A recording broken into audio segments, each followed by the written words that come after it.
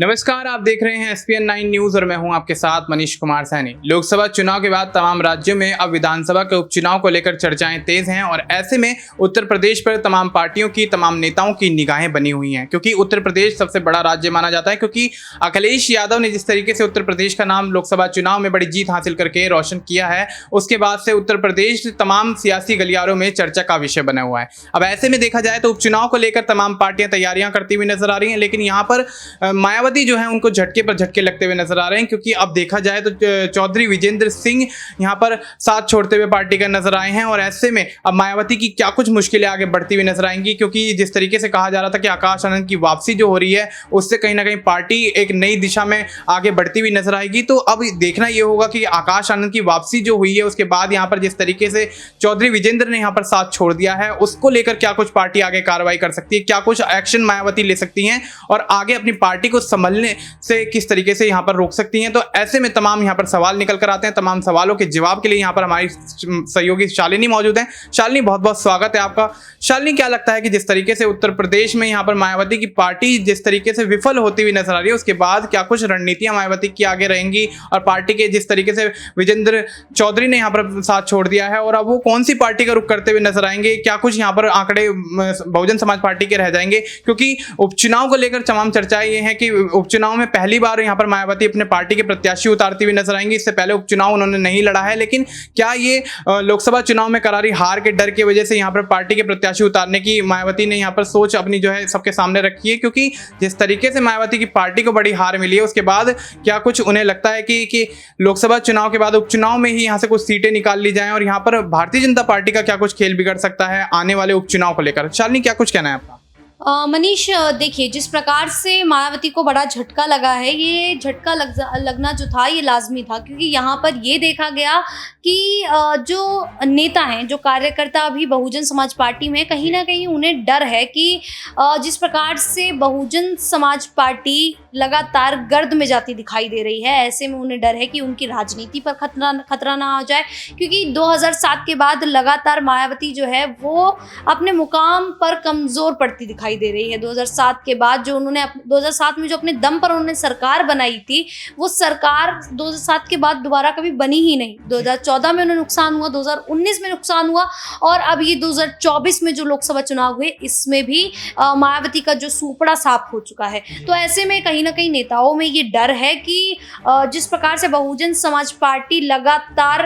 एक के बाद हार का सामना करती दिखाई दे रही है, ऐसे में उनकी राजनीति पर खतरा आ सकता है, उनके करियर पर खतरा आ सकता है। तो यहाँ पर जिस तरीके से विजेंद्र चौधरी ने यहाँ से कह सकते हैं इस्तीफा दिया है, ऐसे कई नेता और हैं जो इस्तीफा दे सकते हैं इसी डर से। हालांकि अभी जो मायावती हैं वो कई रणनीति बनाती दिखाई दे रही हैं। उपचुनाव में मायावती कभी मैदान में नहीं उतरी, उपचुनाव से वो ज़्यादातर देखा गया कि दूर ही रही, लेकिन इस बार वो उपचुनाव में मैदान में उतरती दिखाई दे रही है। उन्होंने आधिकारिक तौर पर ये बयान दे दिया कि वो अपने उम्मीदवारों को इन 10 सीटों पर उतारेंगी। अब सबसे बड़ा झटका ये है कि पश्चिम उत्तर प्रदेश में विजेंद्र चौधरी अपना काफ़ी ज़्यादा प्रभाव रखते हैं। अब ऐसे में देखा गया था कि मायावती चाहती थी, या सूत्रों के हवाले से हम ये कह सकते हैं कि विजेंद्र चौधरी को मीरापुर सीट से बसपा उतारना चाह रही थी। अब ऐसे में विजेंद्र चौधरी इस्तीफा दे देते हैं, तो अब ऐसा कौन सा चेहरा यहाँ पर उभरता हुआ दिखाई देगा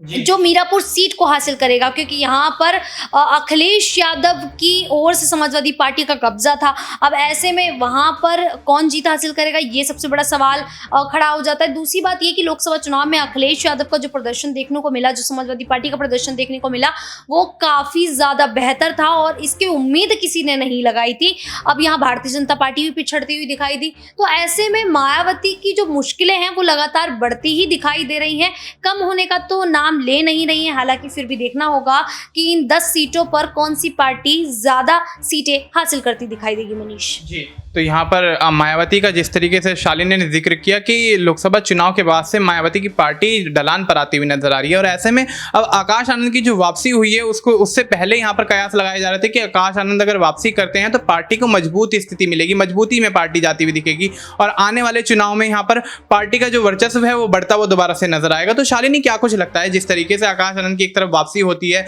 उनको यहाँ पर स्टार प्रचारक बनाया जाता है, नेशनल कोऑर्डिनेटर उनको दोबारा बना दिया जाता है, उम्मीदवार दोबारा बना दिया, माफ कीजिएगा, यहाँ पर दोबारा उनको जो तमाम पद थे वो दे दिए जाते हैं। तो ऐसे में क्या कुछ लगता है कि आकाश आनंद की वापसी के बाद जब जिस तरीके से यहाँ पर चौधरी विजेंद्र सिंह यहाँ पर साथ छोड़ते हैं, तो क्या पार्टी में वो पहले वाली बात नहीं रही है जो पहले आकाश आनंद के पहले होने पे यहाँ पर थी? तो दोबारा यहाँ पर जो वापसी हुई है उसके बाद पार्टी के अंदर क्या कहीं ना कहीं वो उस चीज को लेकर कहीं एक टीस पार्टी के नेताओं में तो नहीं है? मनीष, यहाँ पर जिस प्रकार से बीते लोकसभा चुनाव में देखा गया कि आकाश आनंद को मायावती ने अपरिपक्व कहते हुए उन्हें दोनों पदों महत्वपूर्ण पदों से हटा दिया था। हालांकि अब मायावती ने फिर से उन्हें उन पदों पर बहाल कर दिया है, लेकिन ये कह सकते हैं कि अगर जो लोकसभा चुनाव हुए, बीते लोकसभा चुनाव हुए, अगर ऐसे में अगर आकाश आनंद को पार्टी से दरकिनार नहीं किया जाता तो शायद मायावती कुछ सीटों पर जीत हासिल करती दिखाई दे सकती थी, क्योंकि युवा जो नेता हैं, ये कह सकते हैं कि आकाश आनंद जो है वो एक युवा नेता है, और ऐसे में जो युवा पीढ़ी है वो कहीं ना कहीं आकाश आनंद को काफ़ी ज़्यादा पसंद कर रही थी। तो ऐसे में ये कहा जा सकता है कि अब जो विधानसभा चुनाव होंगे या उपचुनाव जो होंगे, अगर आकाश आनंद के बयानों को लोग पसंद करते हैं, आकाश आनंद जिस तरीके से सभा को संबोधित करते हैं, उनकी सभा को संबोधित करते हुए जो भीड़ अगर उमड़ती है, ये देखना होगा कि वो भीड़ आखिरकार मायावती को आकाश आनंद के चेहरे पर वोट देगी भी या नहीं। लेकिन यहाँ पर आकाश आनंद की जो भूमिका है वो बहुजन समाज पार्टी में काफ़ी ज़्यादा महत्वपूर्ण हो जाती है, क्योंकि जनता आकाश आनंद को पसंद कर रही थी। अब कहीं ना कहीं मायावती को भी इस चीज़ का एहसास हुआ, जिसके बाद उन्होंने चुनाव खत्म होते ही, लोकसभा चुनाव खत्म होते ही पार्टी में उनकी वापसी कर दी दोबारा से। तो ये कह सकते हैं कि अगर आकाश आनंद की वापसी हुई है तो यहाँ मायावती ने कोई पुख्ता जो रणनीति है वो बनाई है, और आकाश आनंद अब बहुजन समाज पार्टी को साधने की कोशिश करेंगे और एक बार फिर से उस पार्टी को उभारने की कोशिश करेंगे। जिस प्रकार से वो पहले थी, दोबारा से बहुजन समाज पार्टी को वैसा ही बनाने का प्रयास करते दिखाई देंगे यहाँ पर आकाश आनंद जी। तो यहाँ पर आकाश आनंद अगर दोबारा से वापसी करी है जिस तरीके से, उसके बाद यहाँ पर एक्टिव होते हैं, तो यहाँ पर पार्टी के लिए परिणाम जो है वो तमाम बदलते हुए नजर आएंगे। जिस तरीके से करारी हार झेलनी पड़ी लोकसभा चुनाव के दौरान, अब कहीं ना कहीं विधानसभा के उपचुनाव को लेकर मायावती जिस तरीके से रणनीति बना रही हैं, आकाश आनंद को स्टार प्रचारक बना देती हैं और पार्टी के तमाम नेताओं के साथ यहाँ पर मीटिंग्स करती हैं। तो ऐसे में अब बहुजन समाज पार्टी का यहाँ पर भविष्य थोड़ा सा उज्जवल होता हुआ नजर आता है। लेकिन अगर बात करें लोकसभा चुनाव के दौरान जिस तरीके से आकाश आनंद को हटाया गया था, क्या शालिनी क्या लगता है कि जिस तरीके से मायावती ने बड़ा निर्णय एकदम ले लिया यहाँ पर, अगर आकाश आनंद उस दौरान वहां पर होते और वो इंसिडेंट ना हुआ होता, उन्होंने वो बयानबाजी ना की होती, वो ये इस तरीके का मामला उछल कर ना आता, तो क्या यहाँ पर उत्तर प्रदेश में समाजवादी पार्टी से बड़ी पार्टी बनकर उभरती बहुजन समाज पार्टी लोकसभा चुनाव के दौरान? मनीष, ये तो नहीं कह सकते कि अगर आकाश आनंद की